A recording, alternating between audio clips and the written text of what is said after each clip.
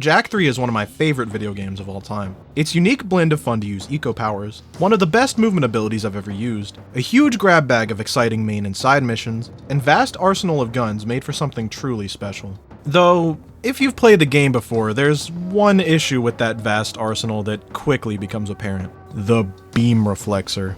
This gun single-handedly can clear any and every combat encounter in the game. There's nothing wrong with some overpowered fun, but a perfect storm of decisions led this one weapon to absolutely destroy the game's balance. The main one being how early on you obtain it. Not even halfway through Act 1. Literally right after you're given a gun with the main gimmick of being a large AoE, giving it a single mission to shine in.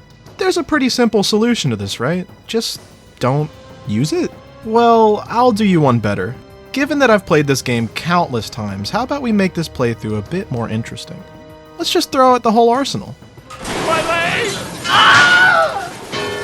Now, I can't lie to you, this has been done before, so the answer to the title is yes. In fact, this isn't even my first rodeo, but wait, don't click off just yet. Because that category exists and has already been optimized by talented runner and glitch hunter TP, how about we delve into, as far as I know, completely uncharted territory. Let's try to see just how many missions we can get through fully gunless. There's sure to be some major roadblocks ahead, but we have a big enough bag of tricks and glitches up our sleeve to completely dwarf our guns. This is, can you beat Jak 3 without guns? Throughout the mission tree, especially near the beginning, there are missions that are fully intended to be completed gunless, so I'll try not to dwell on them very long. The game starts us out in the movement tutorial training course, the first of our trials to prove our worth to Damus. We haven't even unlocked our first gun yet, so this one's pretty simple. Couldn't even fail the challenge if you tried. After getting our first never-to-be-used weapon from Damus, we are now on to the combat trial to earn our first war amulet. Despite the text on screen, this mission never actually requires you to fire a single shot, and we can just punch and spin our way to victory. With that, we receive our second useless unlock and are introduced to the ever-lovely Cleaver, who immediately assigns us to chore duty in exchange for an oh-so-sick ride, which I'm sure won't disappoint. After some frankly kinda grotesque catches later, we meet Seam and their merry band of monks struggling to use a glorified iPad. After showing them how to play the App Store's hit new game, Circles and Shapes Plus, which I have an unpaid, unauthorized cameo in? Where's my royalty check? We head over to Cleaver to receive our new ride, the Tough Puppy. Normally the lack of weapons on this bad boy is a downside, but here, who cares? After wagering our beloved sidekick's life for the title on the car, we absolutely smoke Cleaver and his friends? Who are these guys, actually? Now that we're shackled by the financial burden of car insurance, we go on a joyride to pick up some precursor knickknacks for our king, to use as paperweights or something, I guess. Next up is another race, this time on the Leaper Lizards. After showing yet another group of racers who's the top dog, we are faced with our first major obstacle. These absolute units of metalheads normally tank a huge barrage of bullets from the sand shark before finally falling down, but we don't have that luxury. Attempting to challenge them on foot leads to pretty expected results, but it does sound like they're taking some amount of damage. So let's pull out our first glitch from our bag to confirm this. The Invulnerability glitch, or Invuln for short. To perform it, we gotta go back.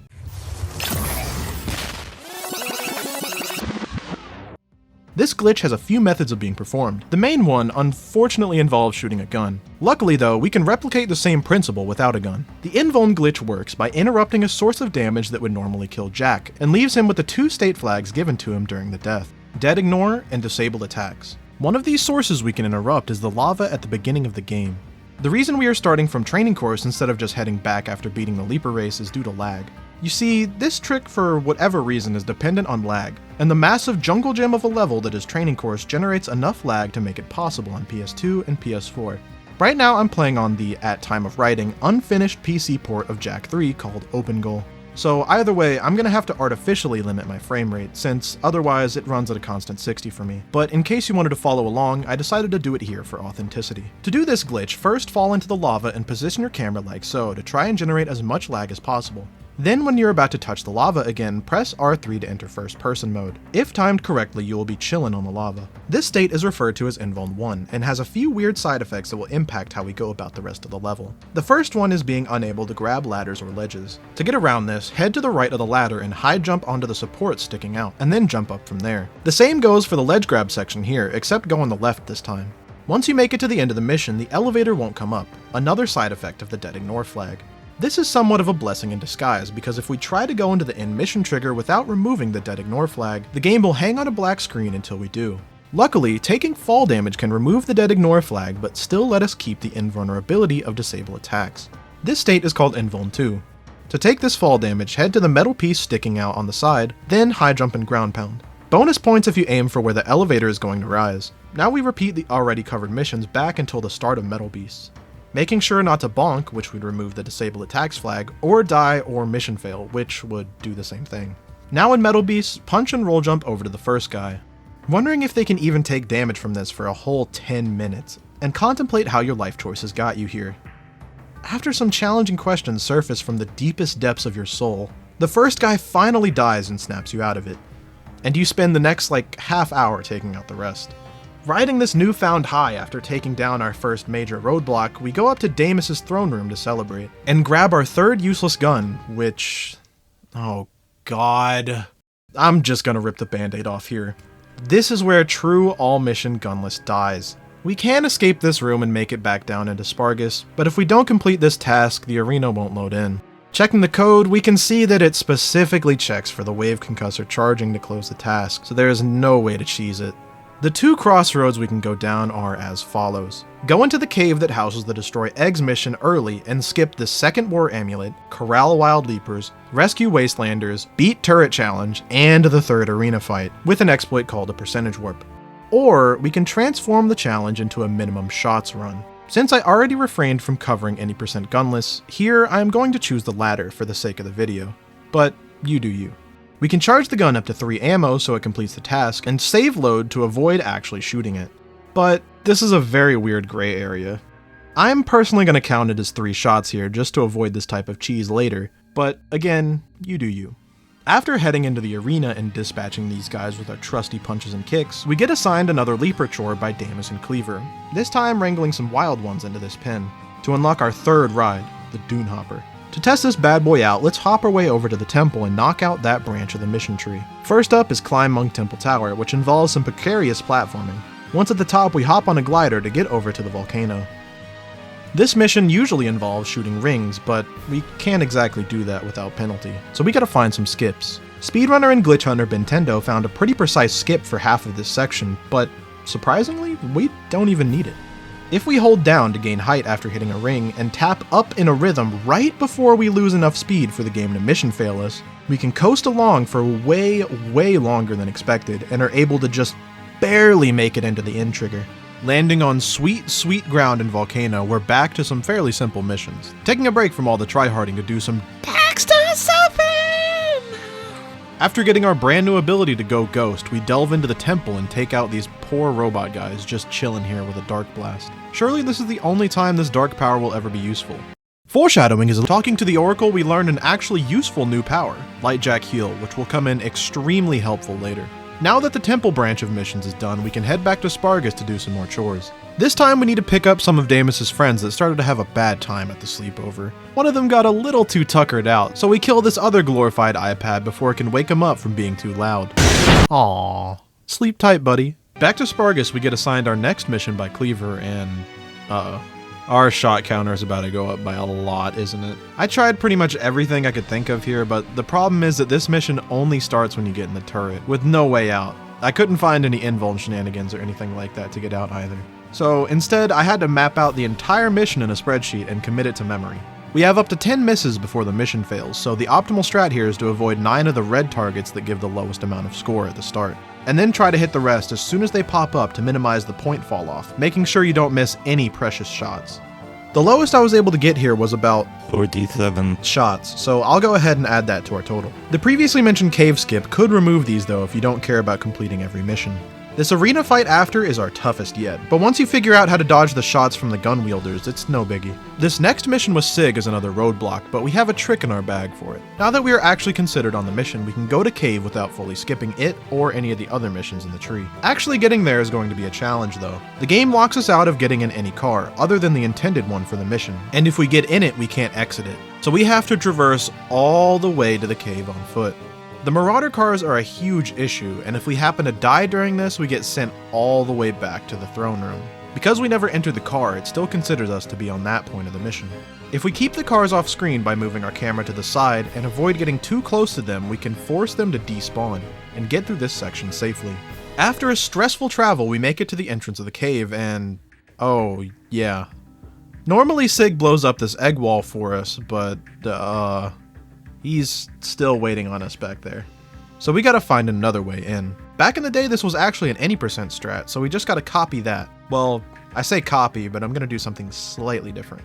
After double jump spinning in the corner to get a standpoint, and then doing a sliding high jump and spinning up, I'm going to opt for an ABBA bounce up past this invisible collision out of bounds. To perform an ABBA, first ground pound into this corner, and then press X right as you see Jack pop into the air. Curve left in the air because the collision gap is a bit wonky. Follow this path into the cave, then continue until you get to the eggs. Also try to grab some eco from the bugs along the way, but just be careful. Afterwards, you can do the same camera trick to prevent them from spawning for the rest of the travel through the cave. Once you make it to the eggs, transform into Dark Jack for safety, otherwise they will one-shot you and send you all the way to... Hey, you're finally awake.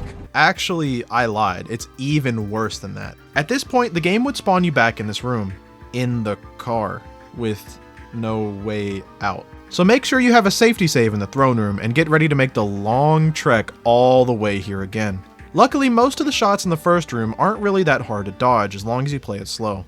On the fourth egg, make sure to keep an eye on the fifth because it's also close enough to target you.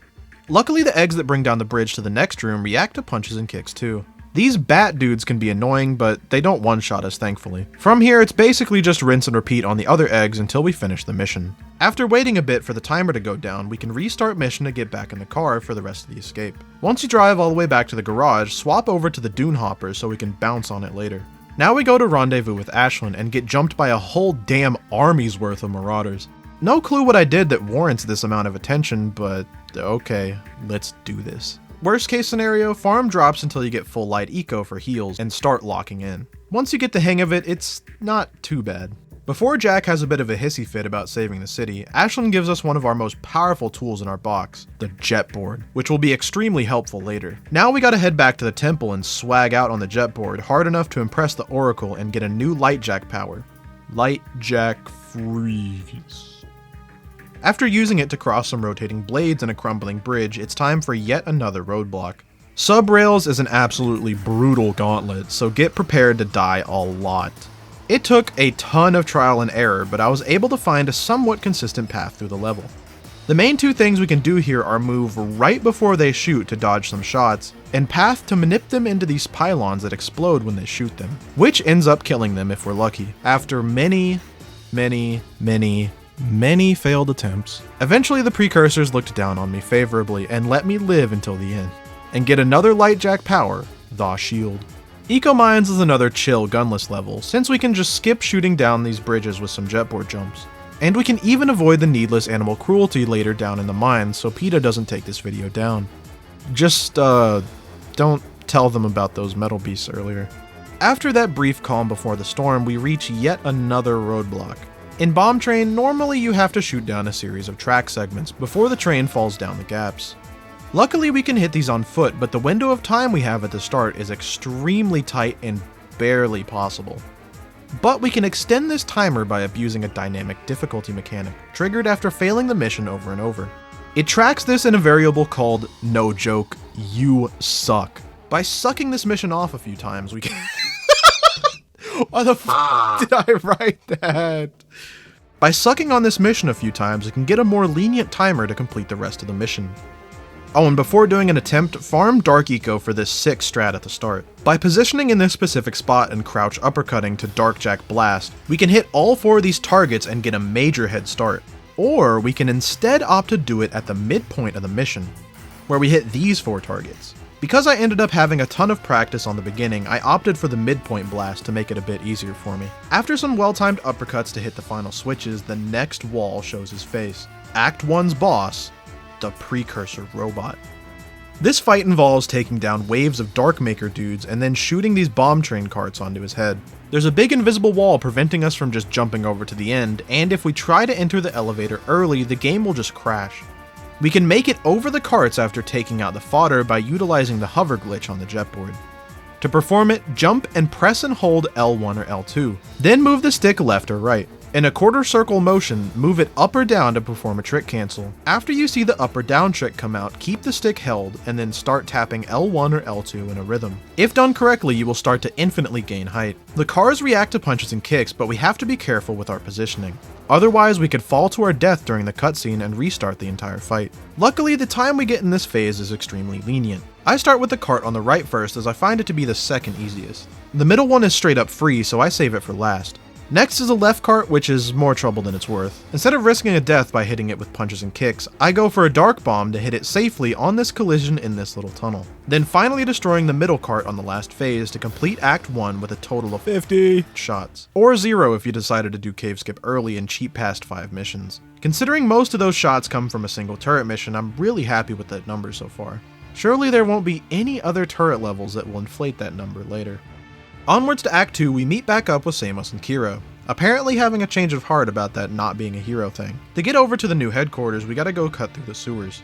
There's only one real obstacle here, if you can call it that. These fans are pretty easy to bypass by just punching in the water and hugging the wall. You can also skip past every combat encounter here with some clean jetboarding, but it's also doable just punching and kicking. The next mission, Destroy Blast Bots, is pretty interesting because they basically cater directly to Gunless enjoyers. Unlike the Jak 2 variants, these drop bombs we can kick back at them to easily take them out without even risking getting hit, assuming they don't just troll you and throw them all into the water. Plop. Continuing our streak of easy peasy Gunless missions is this Daxter section, where he channels his admiration for Dr. Strangelove and reenacts its most popular scene. Back on Jak, let's save gun course for last to keep our streak going, and head over to sniper cannons and ground pound some switches for another easy dub. If you've seen Game Champ's Jak 2 Gunless video, you might think the gun courses would be a lost cause, but nope. They just throw you right in after a cutscene. So with just a little bit of memorization and some punches and kicks, we can get through this mission no problem. We're on a real hot streak here in Act 2. Knock on wood for me though, would you? I do it myself, but as you can see, no hands. Onward to Sewers 2 so we can infiltrate the metalhead infested area of the city. We reach another minor roadblock midway through. During this arena section, a ton of flying enemies fire at and taunt us from above this endless pit. We can take out the first chunk with Dark Jak, but after that, I'm kinda stumped. Conveniently though, the devs must have never considered players might try to pass through these barriers on the jetboard. We do still take damage, but instead of getting knocked back, we can just cruise right through, making it over to the next checkpoint and to the ending elevator. Now in the metalhead section, we sabotage their dark eco tanks. Well, sabotage is maybe not the right word. More like absolutely decimate them. On the last tank, we unlock the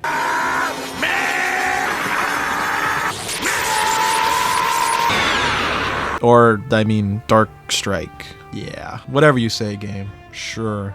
And head over to the forest to cure some dark eco plants like the good old days.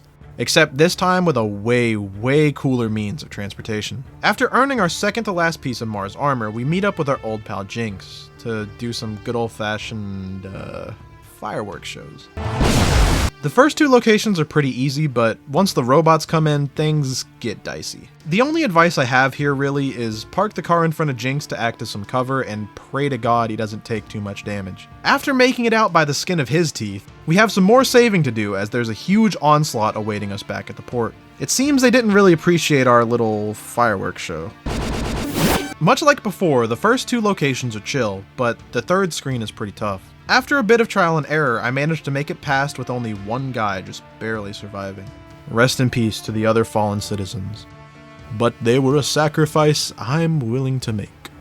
The last screen here is a lot easier, and after successfully defending the port, we go back to the gun course, which can be easily described as second verse way harder than the first. This took a lot more memorization than the last, but is just barely doable with enough trial and error.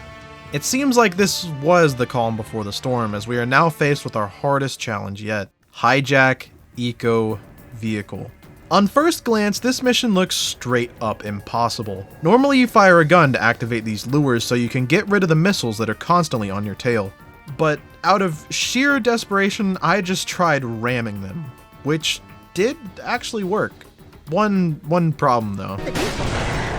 Yeah, 900 out of 10 times you meet your untimely demise. We're gonna have to switch over to emulator for this one.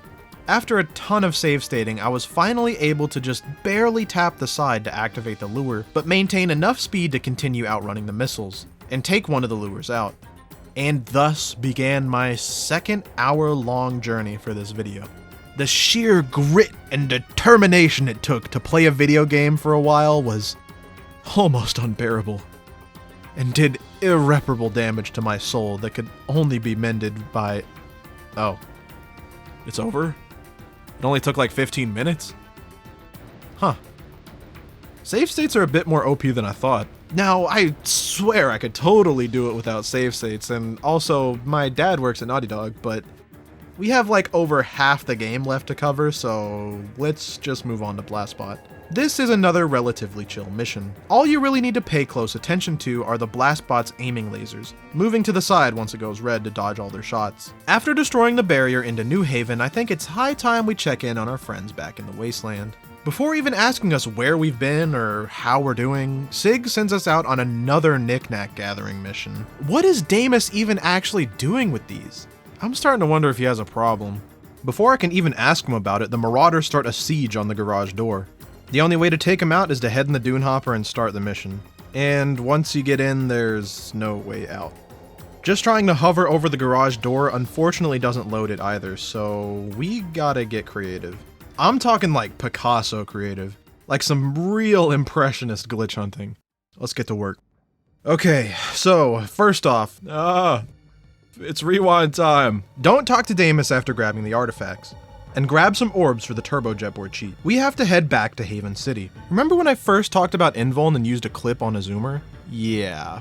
Foreshadow. To do this version of Invuln, first spin a one-seater 7 times to get it to 1 hit remaining, then drive straight into a wall. Pause on the frame you collide with the wall, and restart mission. If done correctly, Jack will pop off the zoomer like so, then you just need to spam X to make the mission fail go away faster. Now we need to head over to the tower on the other side. The collision for this platform on this tower dips down just enough for us to make it up with a high jump and a well-timed spin. Remember, we can't ledge grab in Invuln 1. From here, ground pound and take fall damage to transition into Invuln 2. Now, head back and go start the defend gate mission. As you drive out from the garage, restart mission from the pause menu and go explode on the back of the catapult cars. Because we are stuck in the car, we can't bonk or die to remove the Invuln, so we gotta wait for some shenanigans to occur.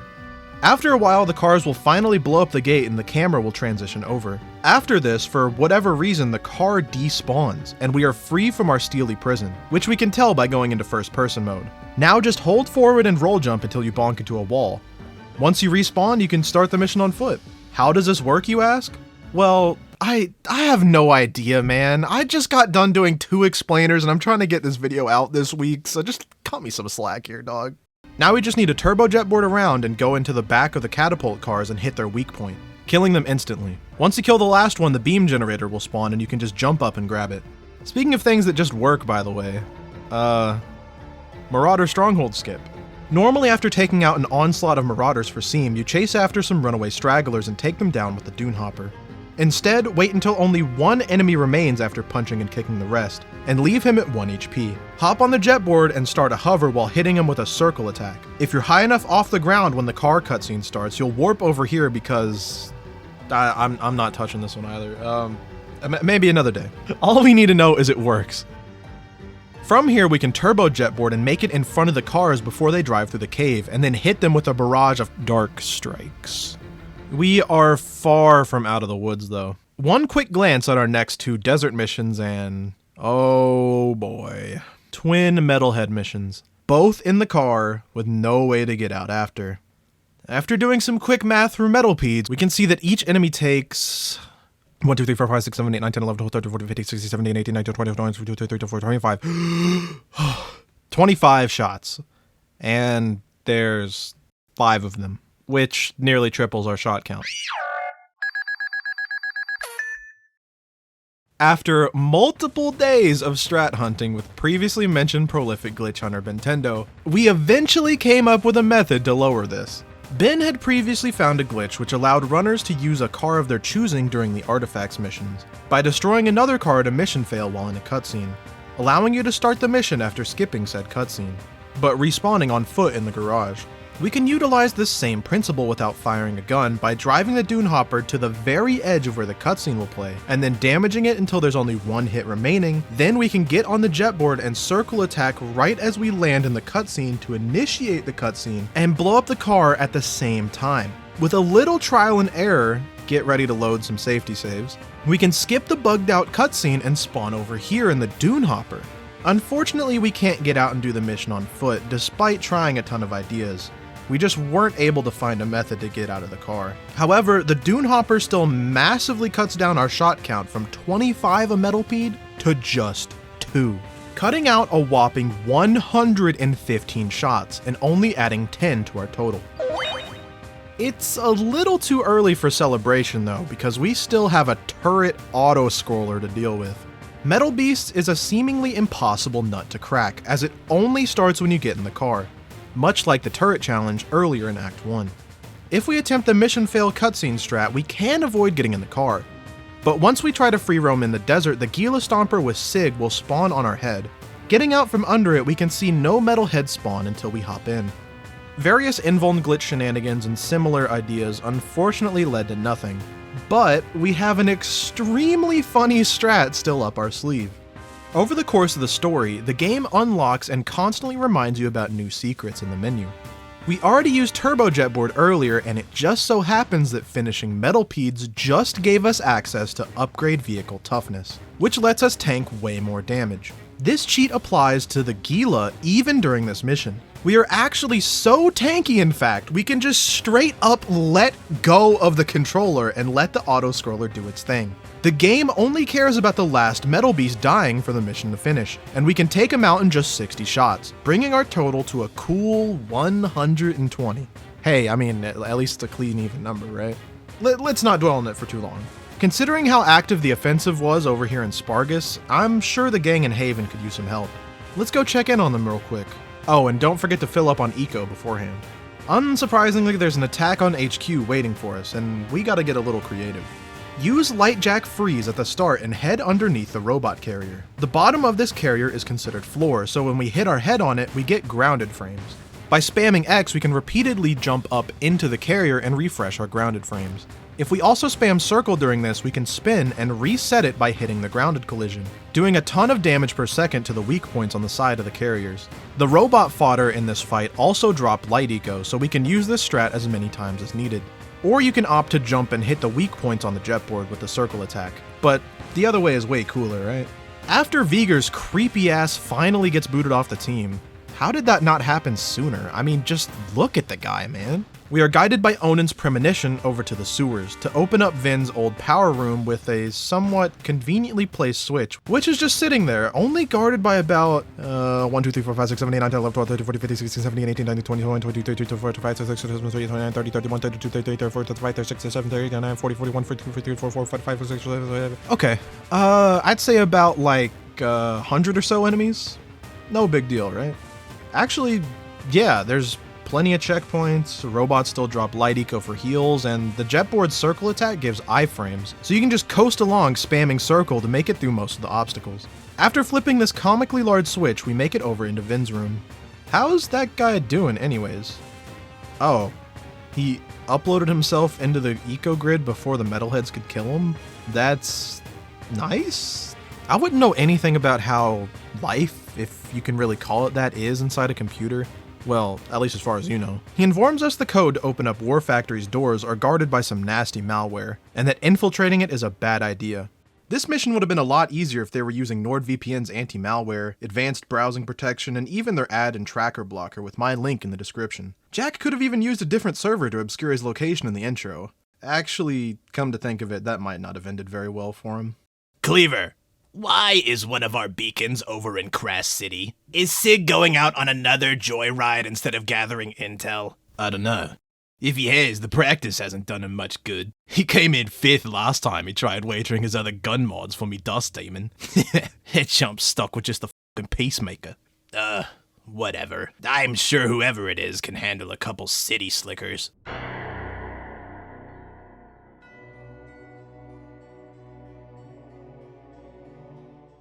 After finishing a fun little session of Rip-Off Pac-Man with only some slightly deadly stakes, we head back to the headquarters and get in a Hellcat to infiltrate the floating war factory. These vehicle missions never go very well.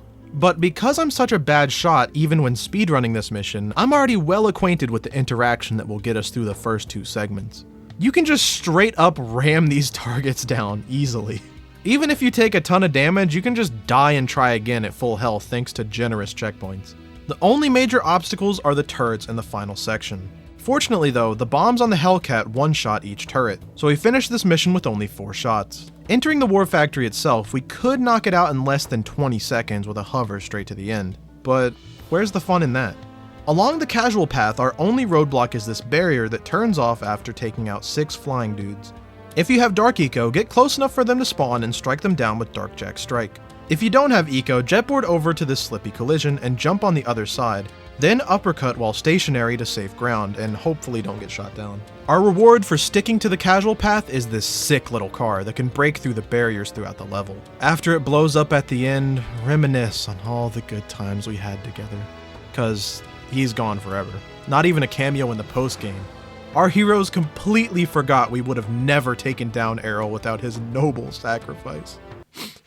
Fly high, factory car. I won't forget you, buddy.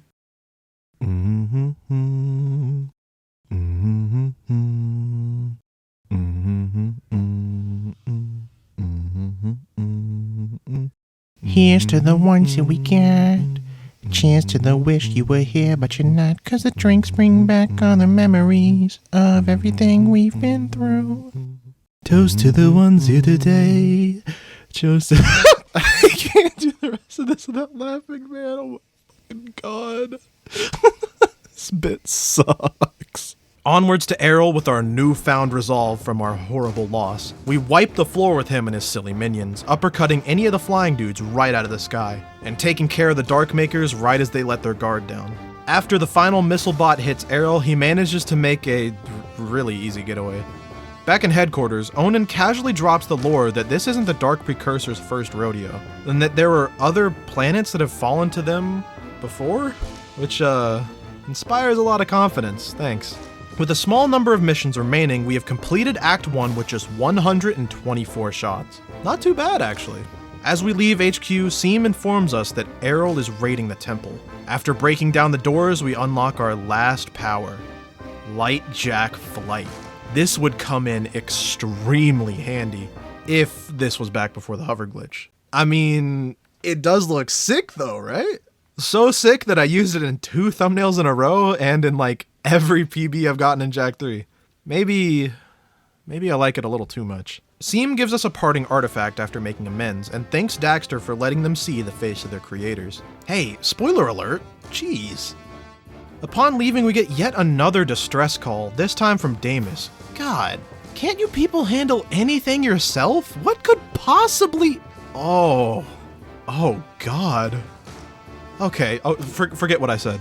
Also, this is another turret mission, so get ready for that counter to go up. A lot. Doing some math, these walkers have 5 weak spots with 3 hits each. Multiply that by the number of walkers, which is 1, 2, 3, 4, 5, 6, 7, 8, 9, 10, 11, 12. And 180, which over doubles our shot counter. And that's just the minimum? Not even accounting for the missiles they shoot at us? Man. Like the previous turret mission, we couldn't find any way around it. Adding the shots we need to take to prevent our death, that's 214 shots added. On just this mission alone. I'm sure somebody who's better at aiming in the turret could get this lower, but oh well, let's just keep on trucking. After another talk with Damus where he mentions his son again, I wonder what that guy's up to. Samos reminds us that we got the final Millennium item, precursor artifact from Seam, and we can go scout out Darkship with the Astro Viewer in Haven. All that work for a telescope? Really? Surely it's gotta do something else, right? When we get there, it turns out the Dark Makers already seized the area, and another turret mission? We just got screwed by one of these, man. But wait, Ben had a genius observation. These turrets are already manned, so What if we just get them to shoot the targets? By the grace of the precursors, this actually works. Just probably go grab Invuln in the city first, lest you get shot out of the air a million times. After a lot of hovering up and baiting these guys to shoot the flowers, we finally got one over on a turret mission, which was a huge shot of dopamine, not gonna lie. With the telescope active, we can do some chilled out stargazing and... See, I knew it did something else. Linked with the Darkmaker ship, we can now take down the shields from the inside, with this totally not reused mech. After hitting these conveniently placed bombs into this... generator? We go back to Jack, we get some more precursor reveal foreshadowing. Does it even count as foreshadowing if it's only in the third act and pays off in just 5 missions? Regardless, let's head back to HQ. Ashlyn has a plan to infiltrate the Metalhead Tower Errol's been using as a base, and it involves... another turret autoscroller. I'm so sorry, you poor shot counter. Again, no luck on skips despite trying. And on top of that, we have 2 health bars to worry about. Torn has the genius idea to fly ahead of his escort, which complicates things a lot. He will often get shot before we can even get a chance to fire back. Luckily, there is one checkpoint midway through the level at the start of the port, so we can intentionally fail there and refill our health. Resorting to the old reliable Google Sheet method, I mapped out each enemy, how many shots they take before they die, and their relative threat level. I say relative because the somewhat random nature of their targeting complicated things a good bit, which I only noticed after using save states to map out about 1/4 of the mission, which forced me to switch back to open goal to do even more tedious testing, and also made me do multiple attempts of the route for the stars to align. I'll save you most of the boring details, but here's a few standout strats. The first and funniest is that for the most part, the big bomb bot guys are barely ever a threat due to their slow aiming, so you can just ignore most of them. Second, the dual health bars are actually a bit of a blessing in disguise, as you can juggle which enemies you target and take equal amounts of damage between you and Torn, spreading it out over both fairly large HP pools. And finally, for some reason you can reduce the amount of shots you need to take out the metalheads that jump on your vehicles, by waiting until they land before you shoot, taking out the ones that land on Torn in just 1 shot, and some of the ones that land on you in 2. No clue why it varies between vehicles, but oh well. Using a combination of these strats and the sheet to route out the shots I was gonna fire, I was able to finish with, drumroll please, 348 shots. I'm sure that would have been way lower if Torn knew how to drive. Like, look at this. Where are you going, man? This ain't a joyride. There are bombs on your vehicle. Stop taking the scenic route. Okay. Maybe I let my emotions get the better of me there for a second. With the front door unlocked, we can fight our way up through the tower now. The strat here is basically... So anyways, I started dark blasting. After the last of Errol's dark minions meet their makers, we go up to confront the man-machine himself? Actually, it's not even much of a confrontation at all. More like a casual conversation. After he makes another very well-earned getaway, Sig picks us up as the tower's about to blow. Hey, yo! Back in the city, we get an update from Onin that deep within the catacombs is a powerful force interfering with fate, cloaking Jack's future in a darkness of uncertainty, and that we must go down there. To get there, we have to cut through the metalhead infestation in the stadium. This mission is a lot like the 3rd sewers level in the sense that there's roughly 100 or more enemies bouncing around. Luckily, the same coasting along and circle attacking strat gets us through no problem. Breaking through the final wall, we get cornered by 3 glorified iPads. Right as all hope seems lost, Damus absolutely annihilates these bozos and we strap in for the ride of a lifetime. This whole level is designed around ramming into stuff, so as long as you don't topple over and hit the car's weak spot, completing it gunless is as easy as not hitting R1. After passing through the final barrier, tragedy strikes, and our hidden relationship to Damus is revealed as Viger gloats about being the one who originally separated us from him, and he rushes into subrails to get to the core first. Much like Gun Course 2, this is second verse harder than the first. But this time we have vehicle toughness active to make it a bit more manageable. At the start, path like so to avoid the first enemy spawn, and start dodging shots as you try to path the enemies into pylons and pillars to kill them. After a few tries, you'll start to get the hang of it. Now that we've reached the core, we activate the planetary defense system and get ready to accept the precursor's gift of... oh. Yeah, I forgot he was here too. And he steals the gift for himself? Huh. This all culminates in a Wizard of Oz reference with the reveal that the precursors were just Otzels the whole time? Oh my god. Viger, still in denial, tries to force them off the controls and immediately gets humbled. Shortly after realizing what he committed to earlier. No time to process that whole bombshell though, as we still have to deal with Errol. With just minutes left on the clock before the defense system fires, we teleport up to Darkship for the final confrontation. The main obstacle here is the midpoint door, where some flying dudes are chilling over a pit. You just gotta Dark Strike or Dark Blast them out of the sky though for the door to open. Same goes for the ending, but there's no pit, so we can just uppercut him instead. After a suspenseful elevator ride.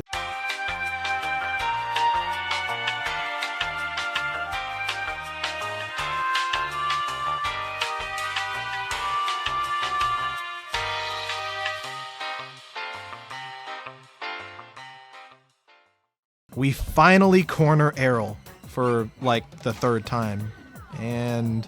is that really the best you could come up with, Jack? Really?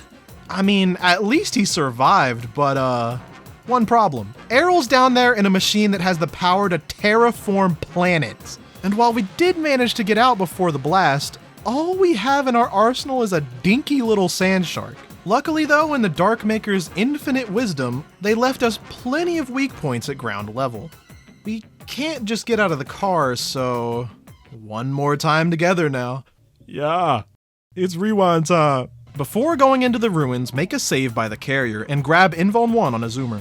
Take fall damage and transition into Invuln 2 and get ready to do everything again in one try, with the added stress of knowing that one wrong move will send you all the way back. Now that we're in Terraformer, we can finally enjoy the fruits of our labor. Normally attempting to drive into the cave that houses destroy eggs and metalpedes results in a mission fail. But with Invuln 2 active, we can tank it and head far enough in to deload the desert along with final boss, which allows us to get out of the sand shark and attempt the mission on foot. Some dev with the foresight of Nostradamus made the start of this mission remove the jetboard and remove any light eco reserves. So our options are really limited here. Thankfully though, we can just punch and kick the weak points and use Dark Blast to take out a good amount with some good positioning, if you have the eco for it. There are lines you could take throughout the desert to catch back up, but honestly, I just camped where I knew the legs would eventually drop and scrolled through TikTok. Oh, we're so sorry to hear about your brother that passed away. He gets 5 big booms. Boom! Boom! Boom! Boom! Oh, it's here already. Nice. 2 down. Let's go, man. What else we got? Nice. Oh, here we go again. Okay. Seriously though, on the last target, make sure you camp near a wall or a rock so you can bonk. We are still in the mission fail state, so the cutscene won't play until we get rid of Invuln. After a suspenseful black screen, we make it into our last challenge. Final boss. I want to be dramatic here, but it's just free. After each phase of taking out the Dark Precursor dudes, a Light and Dark Eco Well activate, which means you get free heals, and you can hit his weak point with either a Dark Strike or a Dark Blast. All you gotta do now is rinse and repeat until mission complete. Wait. I was so caught up in the glory, I forgot we finished with 686 shots. Let's look at it another way real quick though. Glass half full type deal. If we go by missions instead of shots, that's 53 out of 60. That's nearly 90% gunless, baby. Well above a passing grade. It's nearly an A-. I mean, I'll take it. While I'm busy over there coping, let's go over some avenues for improvement for this run. The biggest two are metalpedes and war factory defenses. If there was some way to get out of the car in the former, there's enough bugs in both rooms to farm Dark Eco and pummel the metalpedes down with Dark Jack Strike, while also being able to Light Jack heal in a pinch. So we're just one step away from minus 10 shots and another full gunless mission. For War Factory, this one is a bit of a stretch, but thanks to Barg, who ported over the health bar visuals from Jack 2's open goal cheats, we are able to see a strat me and Ben tried earlier was technically working. If you can manage to bait the other enemies in the level to perfectly hit this small weak point on the turret, they do take 1 damage. The problem is though, this is exceedingly rare, and the turrets have a massive HP pool. Theoretically, you could get this to work on every turret, but this was discovered in the editing phase and I didn't have much time to commit to testing it. I don't really have much hope for the remaining roadblocks, but you never really know with this game.